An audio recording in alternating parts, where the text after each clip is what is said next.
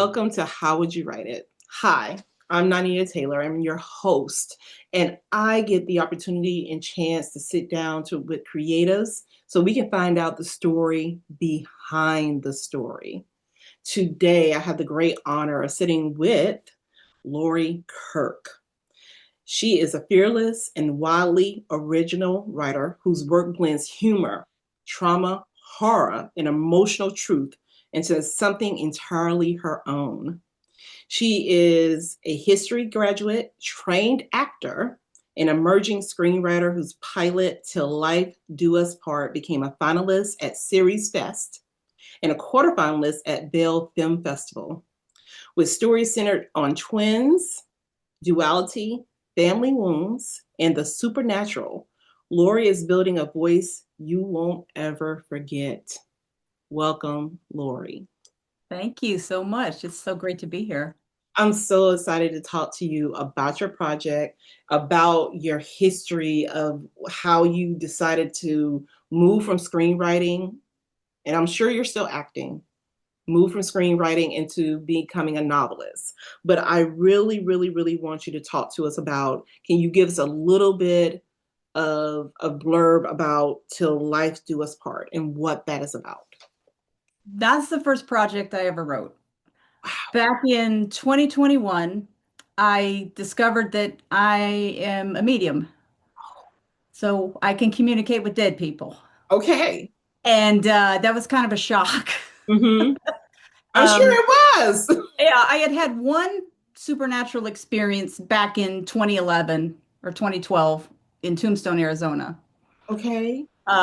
which made me think, whoa, because I was in the Was it about any of the ghosts in Tombstone? Like, Yeah, well, I don't know who it was, okay. but the Tombstone, Arizona, it's a great place if you can go.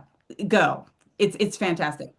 And we were in the Birdcage Theater, which if you watch the movie Tombstone, you'll see the Birdcage Theater. We were up on the second floor, and I'm just walking along, and then all of a sudden, boom, I get dizzy and nauseous all at one time. And I thought I was going to fall over. My daughter was with me, and I get the chill bumps now just telling it. It's like something went through me. Mm-hmm. And I was like, Elaney, something just went through me. It's like, okay. So just moving on. So we just went along and just didn't think about it. It's a highly haunted town. Yeah. But then in 2021, I was working, I have a life coach who I work with sometimes. And we were just doing a non-related, deep meditative moment, Mm-hmm. just to explore different things. Mm-hmm. And in the middle of the meditation, I was viewing my younger self at about maybe 6 or 7 years old. Mm-hmm. And this is very woo-woo, I have to warn you. So, I love woo woo. okay, good. And my younger self was running away from me, and I didn't understand it. And so I went after her, and she hid from me behind a tree. And I was concerned. I said, why would she run away from me? Mm-hmm. And then she said, um, I can't tell you what's I can't tell you something. And I said, she said, there's something you don't know. No one knows. And I sort of came out of the meditation in my life coach, and I was in nearly hysterical. Mm-hmm. I was terrified because I thought, oh my God, was I somehow abused? Yes. But then it clicked. She said, no one knows, which would obviously an abuser would know if No, they but had no, abused yeah, you. no one knows. So, okay, so this is not that. So my coach and I were just kind of like, whoa, what happened? Mm-hmm. And we'll just kind of, let's just leave that sit for a minute because it was just very intense and just, I get shaky thinking about it. But later, I was just on my own, just kind of sitting with it. And I realized, oh my God, I had a twin brother who died in the womb. And then everything just came to me. It just was so obvious, everything I've ever been through in my life, that why I am the way I am, It clicked.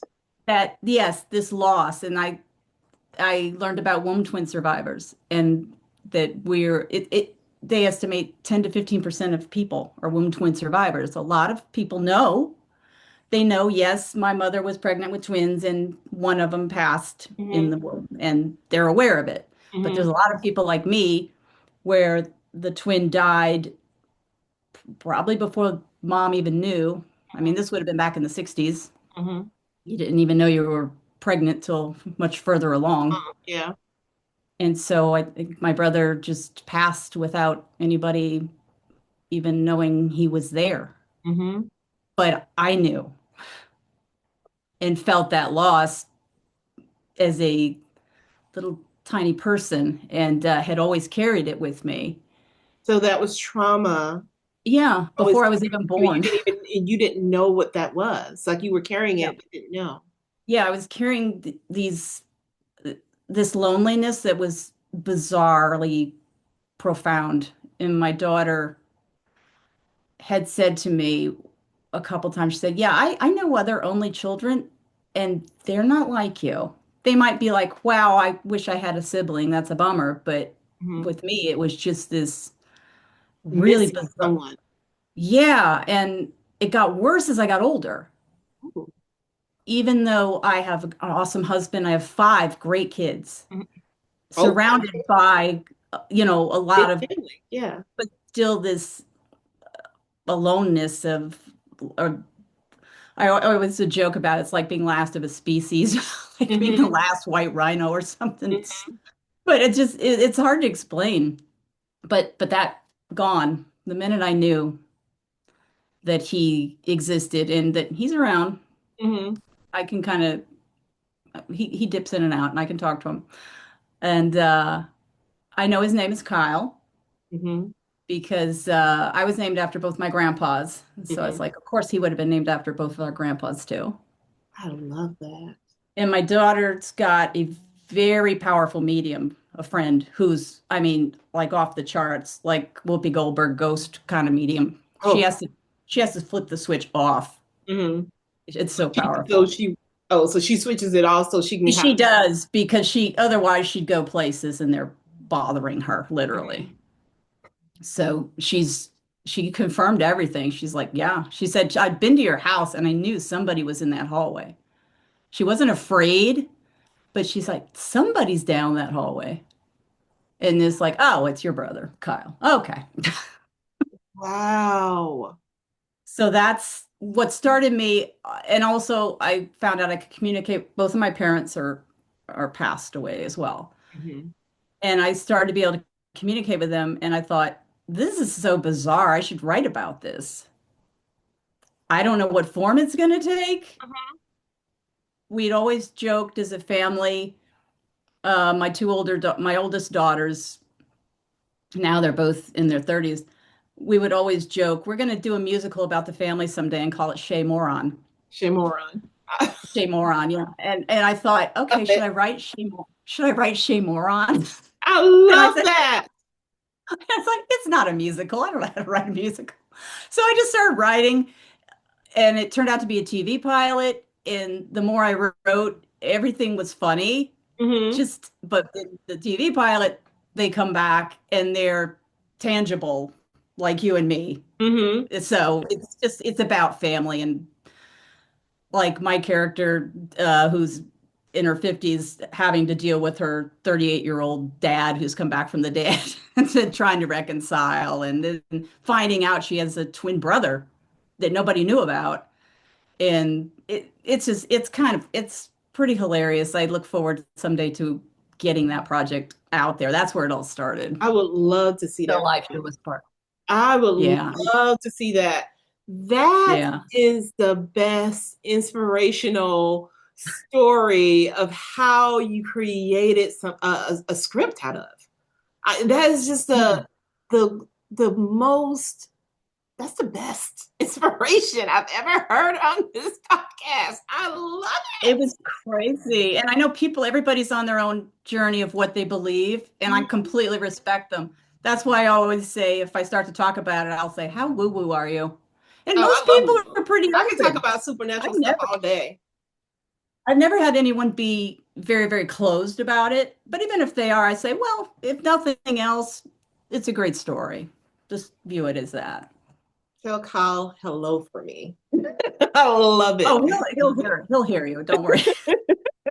I I love, have I've been to I've done womb twin therapy. I mhm. found a therapist that specializes, Really? and she's in England, so it's Uh-huh. Zoom. And she's great. And we've talked a few times. And after one of our sessions, she was just, we had signed off and she was by herself at home taking notes of the session. And she says, okay, I did a meeting with Laurie. And then she heard a voice said, and me. And it's like, oh, okay, and Kyle. So he hopped over to England just to say, yeah, I'm here. I love it. I love that. I love supernatural stories. I believe the woo stuff. I just don't want to see anything in front of me in real life because I'm not sure how I would handle it because I don't like being scared. I get angry when I get scared. So I'm just like, I don't Yeah. think anybody wants to pop up on me in front of me, like in truth, because I would be upset. I'd be like, why are you scaring me? Now I'm mad. Yeah. I don't blame you. Not It's, my it's, punishment. it's bracing. Before I knew that Kyle existed, I had seen him in the house. I had just seen a man, like on three occasions, So, just so do you believe he grew with you as you grew? So now that he's a man, when you I see ha it, when I you haven't I think he presented himself as a grown man. It was like this fast, like Mhm. going around a corner and it was his back and I didn't see him clearly. I thought it was my son. Oh. I was like, "Oh, Chris, oh, there's nobody there." Okay. Mhm. And then once I discovered Kyle, Mhm. I didn't see him anymore. Because I think he was kind of like trying to dip in and be like, hey, Mhm. hey, I exist, maybe just he I was ready to find out. He was ready for me to find out. It wasn't something I was ready for at 16. Mhm. So I think it was just time for me to So heal.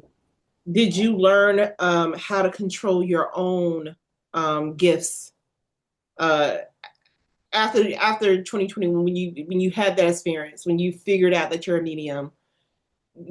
How long did it take you to learn how to control your own gift? It's not something that I've focused a lot on. It's not to the point like my daughter's friend where I have to say, whoa, I have to shut this down. They're bothering me. It's nothing like that. I kind of have to tune in to Yeah. communicate. Hmm. But I can go somewhere and go into a building and go, there's something here. It's something here. Yeah. Yeah, just Yeah. pretty much that. But it's not, and I think if I really worked on it, but it's not important to me Yeah. Yeah. to to do that. I remember we're good where we are. They'll Yeah. pop in and out, or I'll talk to them, Hmm. and I don't hear them audibly. Hmm. I'm mostly clairsentient, where I Okay. just sense them, and Hmm.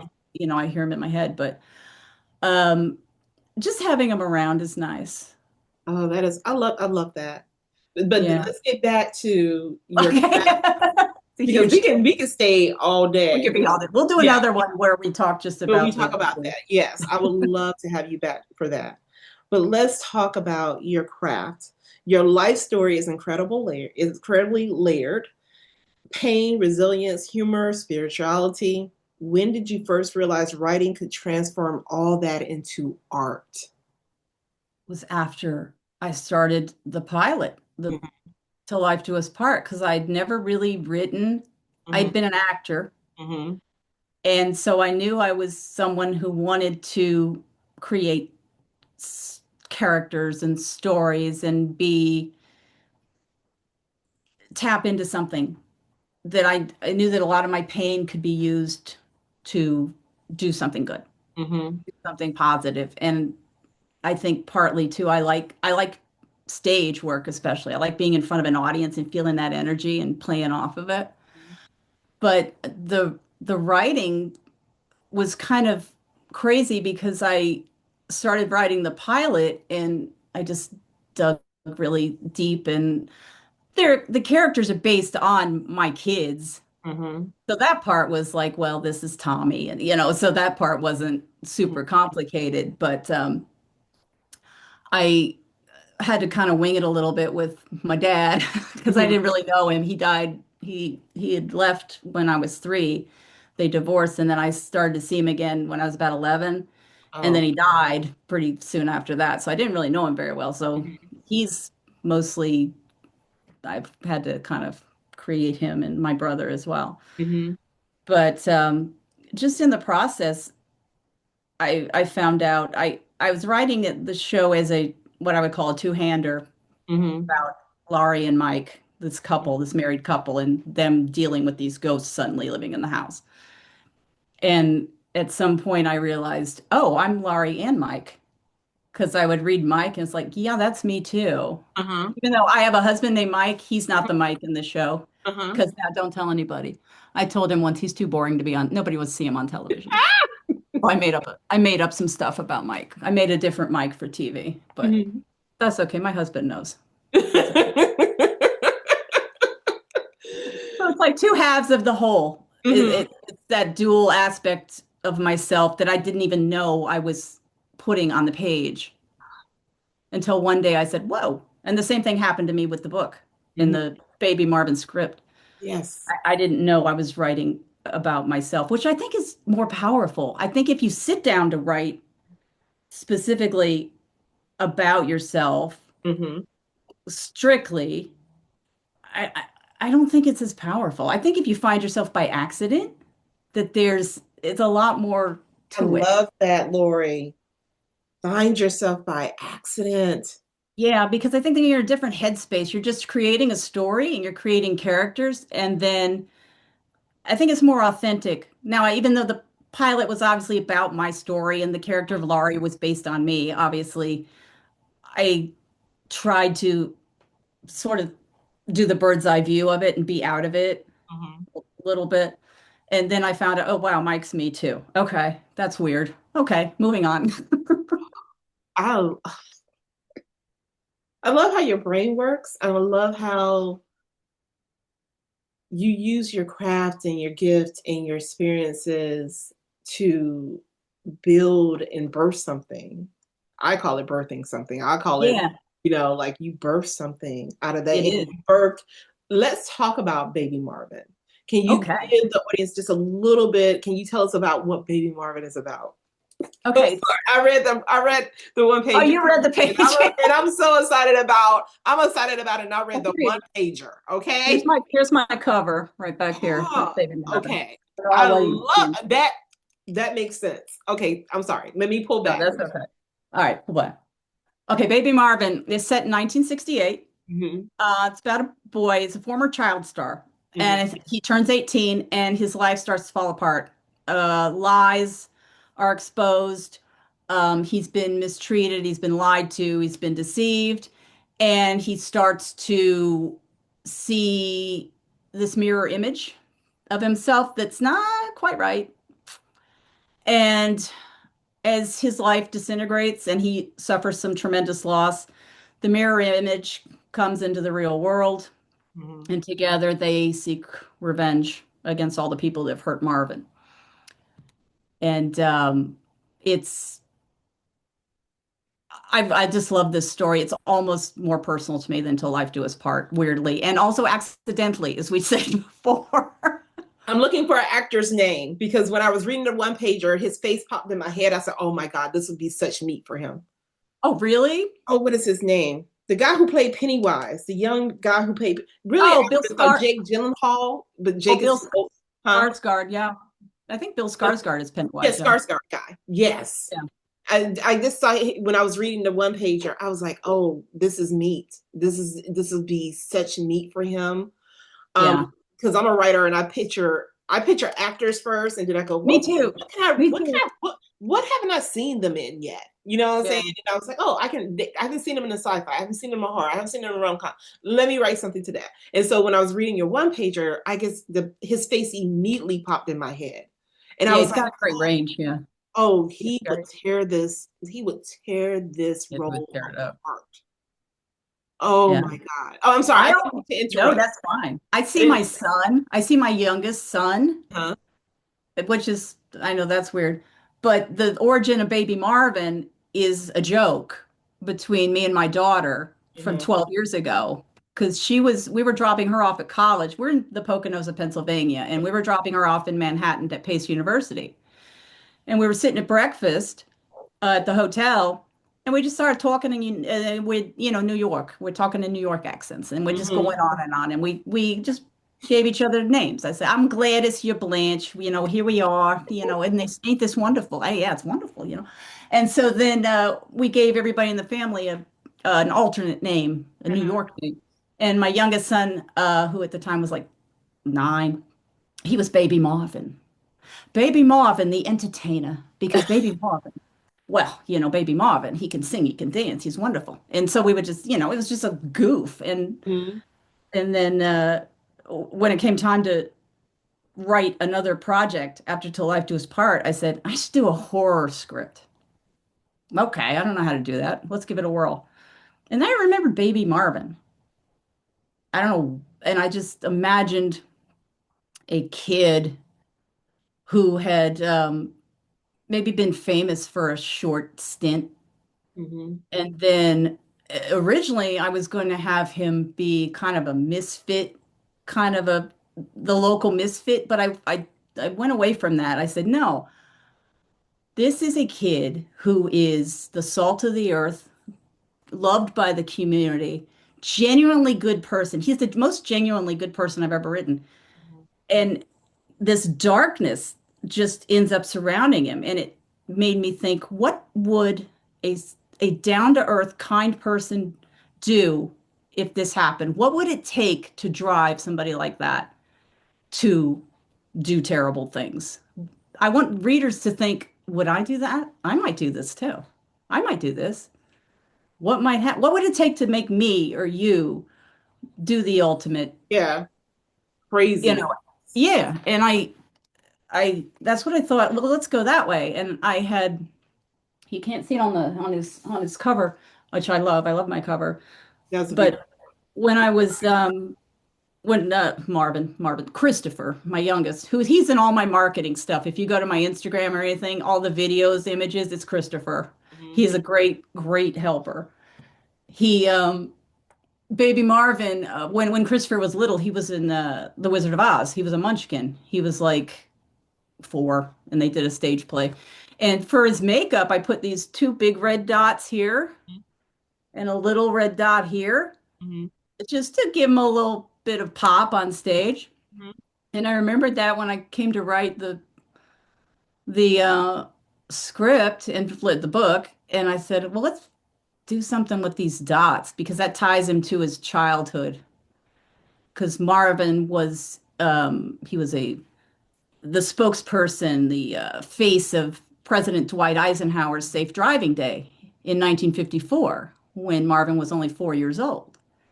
And part of his look was these dots, like Hmm. a little clown munchkin kind of just adorable little thing.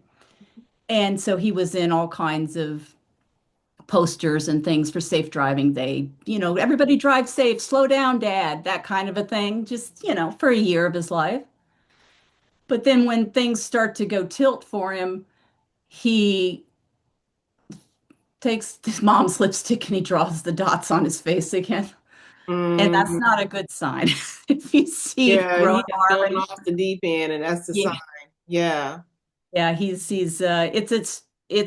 it's an unusual kind of baby Marvin for is a touchstone for him, Hmm. but it's a symbol of his innocence, but he also uses it to create that mask to do bad things, to seek justice Hmm. versus revenge. It's up to the reader to decide if it's justice or revenge. But you also have a tilt of supernatural in there. There is because we do have this figure that comes from the mirror, and is he real? Is Marvin Or is he hallucinating him? exactly? Yeah. Is he a tangible being? What is he? Or is it a split And personality? yeah, exactly. That's what I really wanted to plant different seeds Hmm. so that the reader will think, oh, I know what it is. I know what it is. I Ah, know what he is. And then at some point say, oh, I was wrong. Okay. And I just want people to be surprised when they find, as I will tell you later on what I will say. His name is Harvey. I mhm. will tell you that you will find out what Harvey is. And I'm hoping it will surprise you. Mm. Okay. Listen. When is the novel? When is it coming out? May 26th, it is available for pre-order now on Amazon and Barnes and Noble. And she's gonna give me the link, and so it's gonna be in this link in the comment section here. Yeah, So please go and support and buy. I know I'm buying because I read the one pager and I was already hooked off the one page, and I I appreciate have that. to see what happens here because I wish I could share the one pager with you, but it was so good, guys. You have to go get this book, and because I just in my head I know that you as an actress at some point working as a novel, hopefully we can, I'm saying we, hopefully it Well, will we're in this um, together now. You and I are make in this it, together.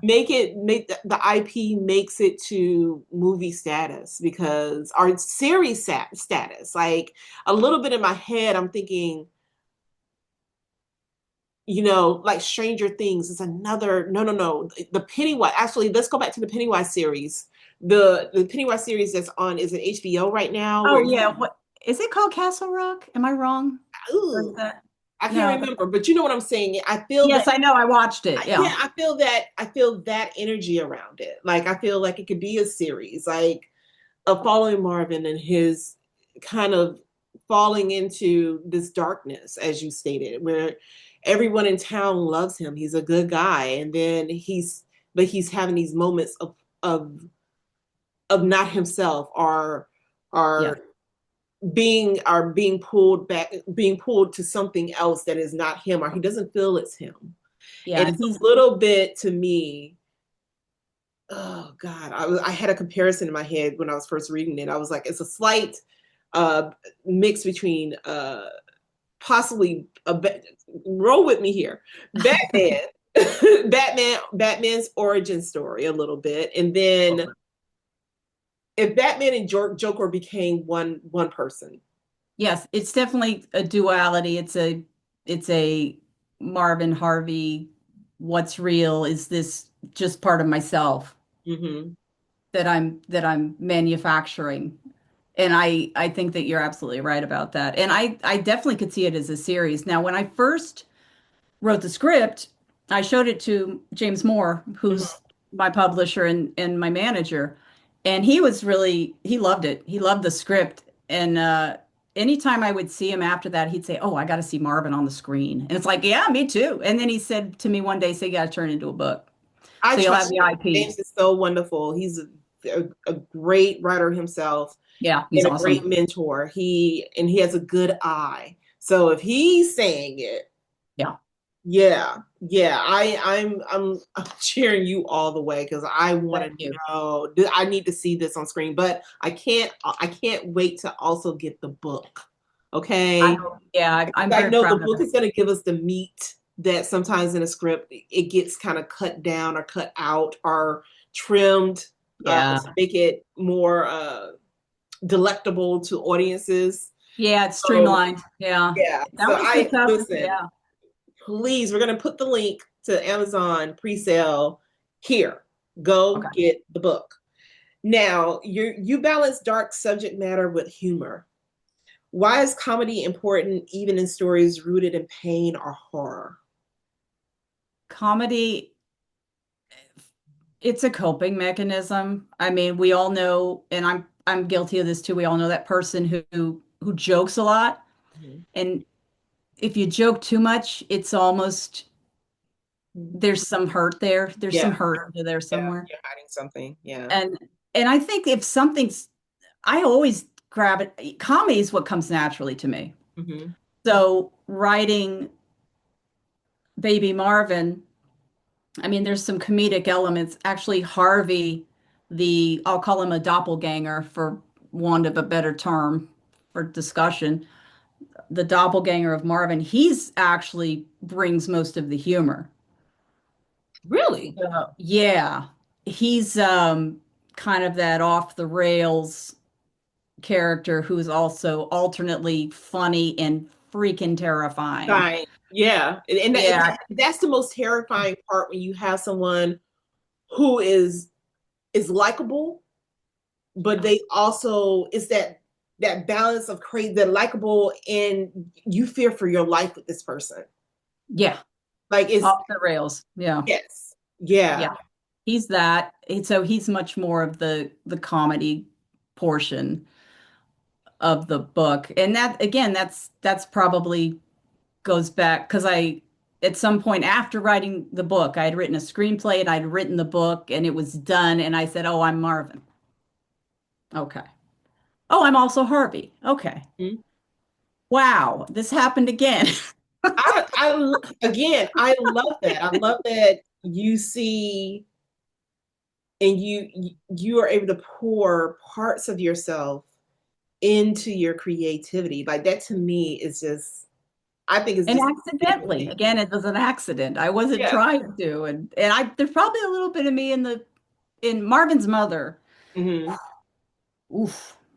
Mm-mm. Probably a Well, little no, bit. I'm not gonna give She it is away. a villain. Yeah, She I'm is a not gonna give villain. away what she did, No. but she had some comeuppance to come for her. Like you, I don't think anyone's gonna be sad. No. But again, she's complicated. Like you said about a series, you could have a whole episode of her background, and Oh then yeah, you end up thinking, "Oh, that's a shame." yeah. I mean, it's always good to find out why a villain their origin story of the villain. Like Yeah. how did they become this person who does one of the most, I believe, as a woman, as a person to do? Yeah. How can you get there? Like how did she get Mhm. there to be like, oh, Exactly. that part. So I love that. I love that you're finding yourselves in the character. And I also feel like that's a little bit therapeutic, and it's also emotionally mature to see yourself and to be able to recognize the pieces of you when you're writing. Because I think all of us as creatives, we pour in every character that we have, even the worst of worst, like you're saying, the mother, we is part of us is in that Oh because yeah. as much as we love to people watch as creatives to get inspired by people watching or being in the world and experiences, the majority of our characters we is some part of us is in that. It has Yeah. to be, you know Yeah. we It have to is. pour a little bit into that. So I love that, and I love that the audience is hearing you state that and knowing that that is normal. That's just a normal thing of being a creative, even though to me it just makes me so happy to hear a writer finally say it, like say, hey, yeah, this a little bit of this character is me, this a little bit of this piece is me, as I'm reading it back, as I'm seeing parts of me in it, because yeah, all of us, like, we typically don't admit that. You don't want Yeah, to I think, admit, yeah. that this character that you wrote is a part of you. And then some of the stories that you write is something that happened to you and you just put it in the story. And that's not something you want to tell and broadcast to the whole world, but you were able to tell it through the story.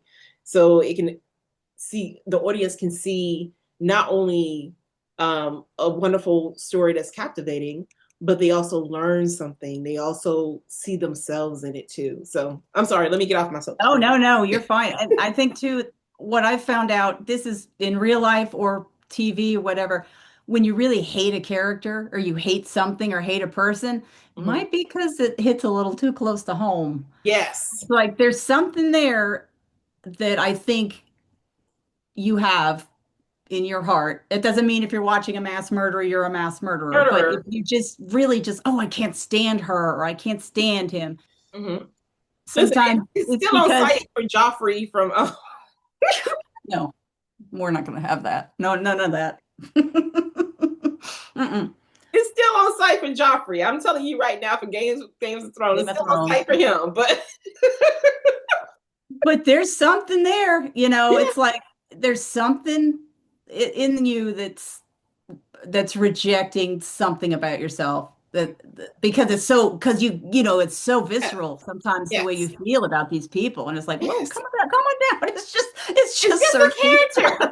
And I'm over here like, I see Joffrey. It's so like this. He's just an actor. He did it well. He did for the yeah, actors who make you just hate the character so much.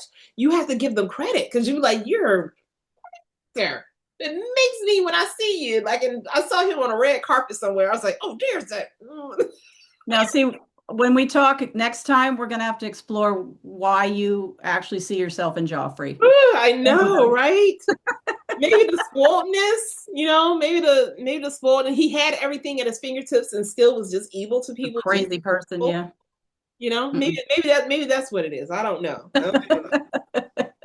You studied acting and screenwriting with respected mentors like Kathleen Turner, Great, yeah. and I Jacob got Kruger. What yeah. lessons from them most shaped your creative process?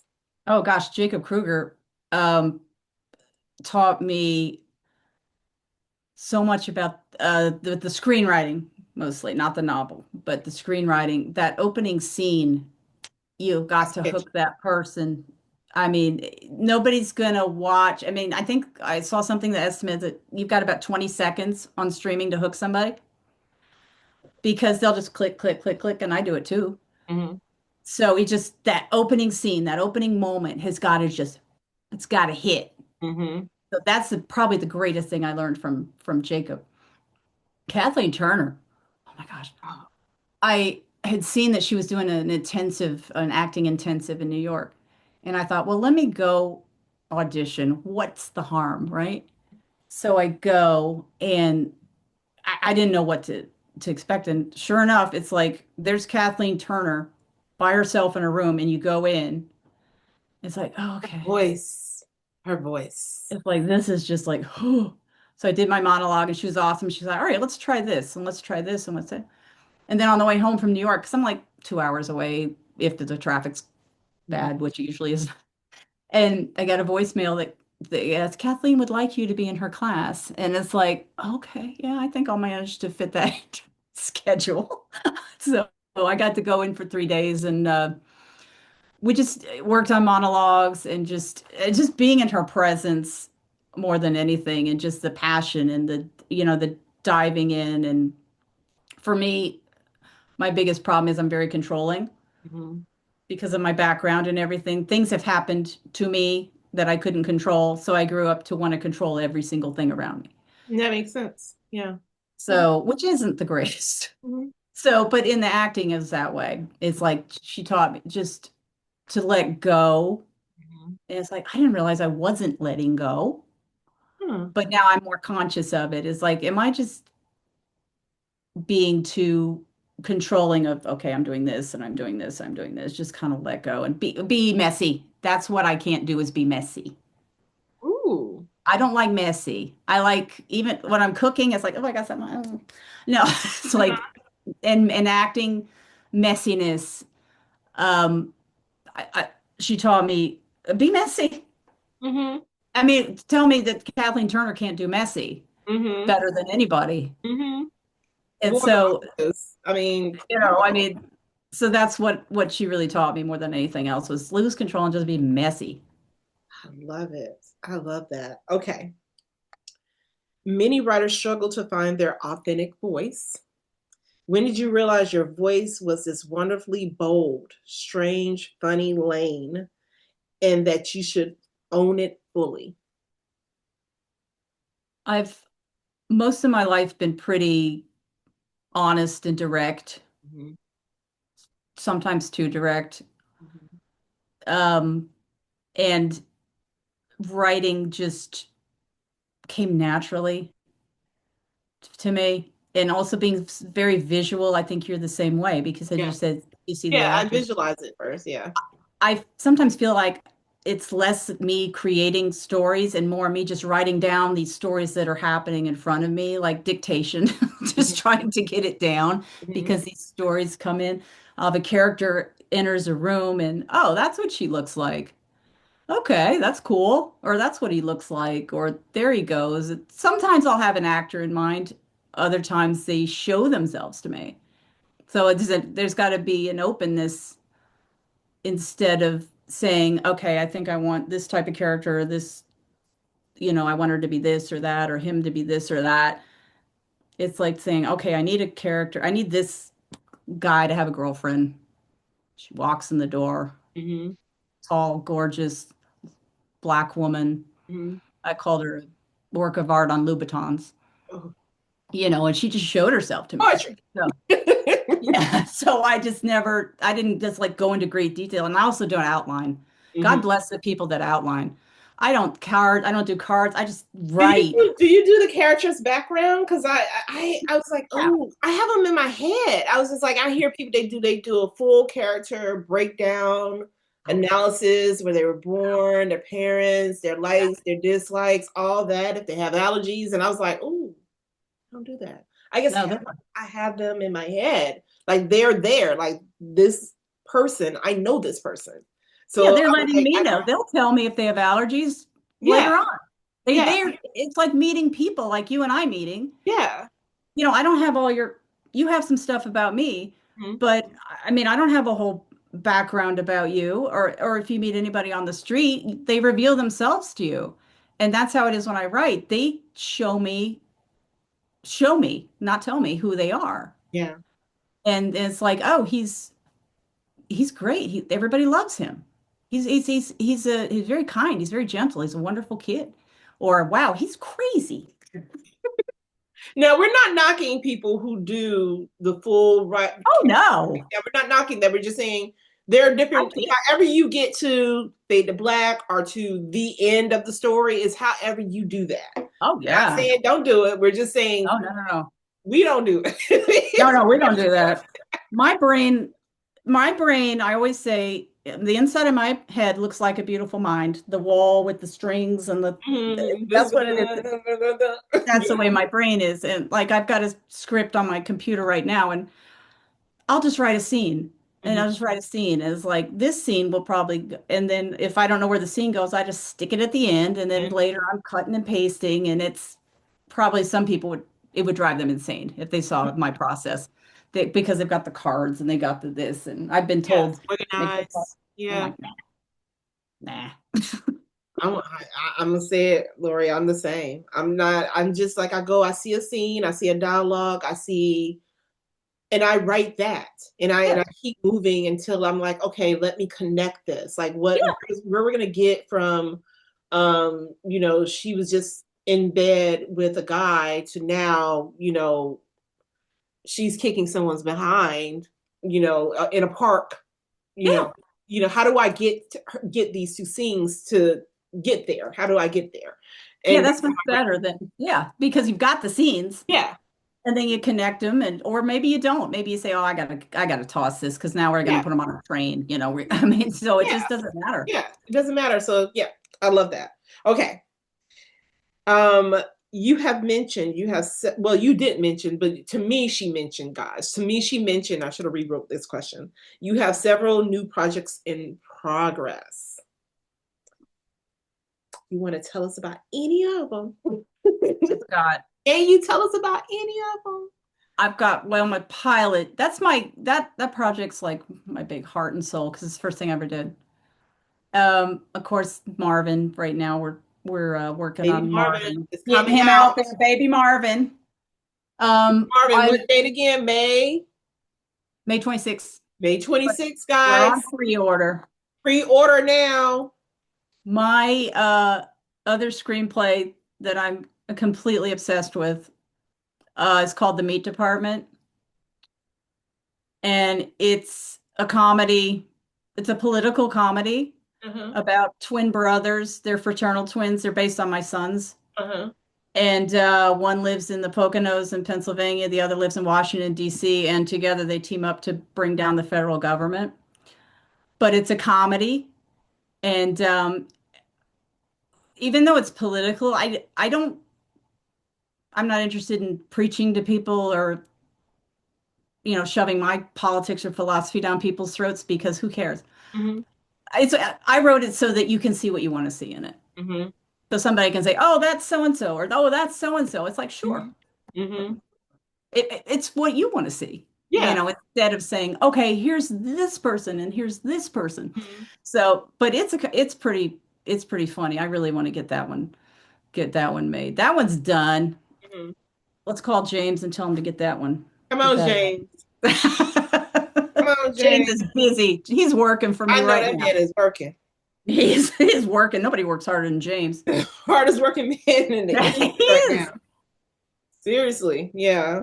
Yeah, it's no lie. Looking ahead 5 years, what would success look like for Laurie Kirk? Produce films, TV series, acting roles, or something even bigger?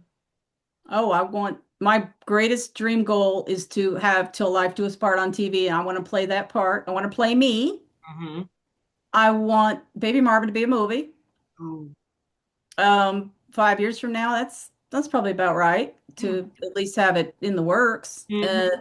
Like the meat department. I want to be successful. I don't want like weird fame where Mm-hmm. you can't go to Target, Mm-hmm. without being harassed. I just want success and respect in the industry Mm-hmm. and to be working and just creating. I want to keep writing Yes. because It's it's gonna call to been, you no matter what.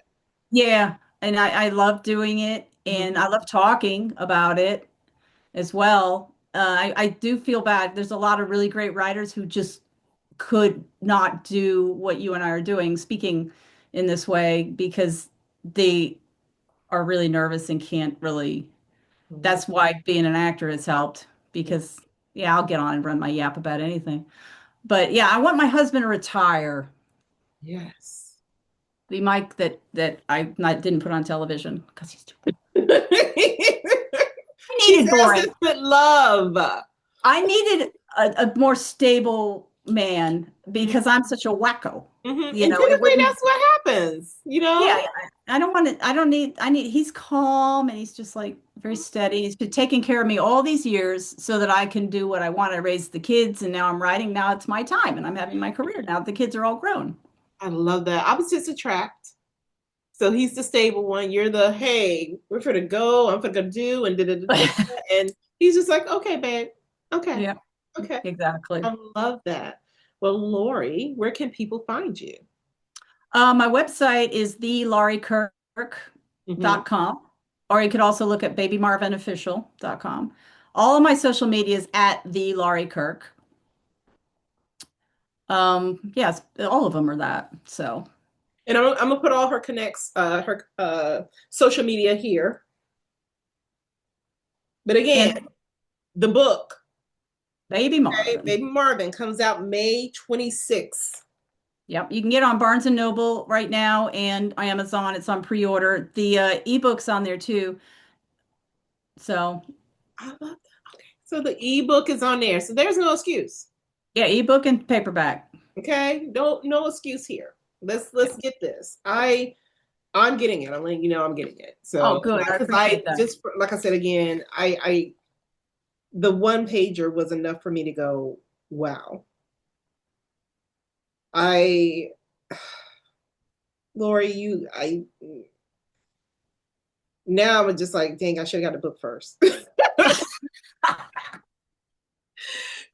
Because the one pager is enough for me to be like, good, googly, I need to read this. Well, I hope you enjoy it. I definitely want to talk to you and get and find out what you thought of it. Oh my goodness. Okay, so I'm gonna grab it, and I want to have you back on when you're ready to come back on to talk about more Sure. of your career and what's happening next for you. Yeah. But before I let you go, I have to ask you the how would you write it question. Okay. If you own the very last Blockbuster video store and a customer walks in and they ask for recommendations, what two IPs or whatever IPs would you recommend for them to watch? Oh, two. Oh. It's so hard, I Oh. know. Um, I love Shawshank Redemption. I love the Um, novel, I love the movie. Yes. I yeah, the movie's better than the book. Mm-hmm. I have to say, and I love Stephen King, but the Yeah, movie the was book better is than the book. not does the If it was a full-fledged novel, it'd be probably, but Hmm. it's short, but it's definitely better. Okay. And from the personal note, I'm going to say Frequency. Okay. Dennis Quaid, Sean Doyle, Jim Caviezel. It's about a guy. He's got a ham radio, and Yes. he is able. You know it, right? Hmm. Talks to his dad back Through in the yeah, through 1969. the radio. It hits for me. I can see. Talking to somebody who's dead and trying to, you know, change things that could have made things different. So that one always hits for me personally. Just the thought that if you can go back or talk to your grandfather, grandmother, knowing what happened to them in the future, and if you can just go back and say, hey, don't marry this person, or don't leave your house on this night, or Yes. to be able to do that, if you had the chance, would you do that? And even your gift that you have to be able to talk, and I'll call them ancestors, so talk to Yeah, your yeah. ancestors and get their guidance, of what's happening to you now, or even their comfort of you, of Yeah. what's going on with you now, in the presence of having them on that side, still having your back is Yeah. still lovely to feel, and to have. So I'm a little jealous of you, just a little jealous of you on that, because again, I'm just like, don't pop up on me. I'm just, don't pop up. I'm good. I'm good. I'm good. I got Yes. it. But I'm just a little jealous of you on that, because I know, um, as freaky and woo woo as it may sound, I still believe that's a blessing to have. I still believe Yeah. that's a blessing to have. And I Yeah. and seeing how it has blessed you creatively, and it has allowed you to become even a more robust writer with even more ideas, to bring into this world that you have already birthed into this Yeah. world, along with your five babies, Yeah, um, my fat baby. is just wild to me. And I am just so grateful and thankful that you took the time to come on. How would you write it? Well, thank you for having me. I'm so grateful to you. And you So are great. always welcome to come back at any time. Just let me know. Um, I'll get out my tarot deck and we'll see who's hanging around you. oh, okay. Or not, whichever. It's fine. I'm pretty sure I don't believe I have too many people hanging around me, but if they're there, they're there. They're there, they're there. I wouldn't mind it, Lori. I'll tell you that. I wouldn't mind it. Yeah, I'm sure they Um, are. Yeah. I will say this to my audience, because you said something so profound to me that I wrote it down about your creativity, and how, while you were writing, you were able to, find yourself by accident in your writing. And I would just like to say to the creatives who are still trying to get in front of your laptop or your keyboard or your canvas, or however you're being creative, please don't give up. Even in this world today, everything going a little crazy and woo-woo, your voice is needed. Your talent is needed. Your gift is needed. You are needed. So if there's even a possibility of you finding yourself in the baby that you birth or you're birthing right now, please keep going, because we still need you. We still need that gift out in the world. And if no one's told you this, I'm going to say, I believe in you. You got this. And with that said, we'll see you next time on How Would You Write It?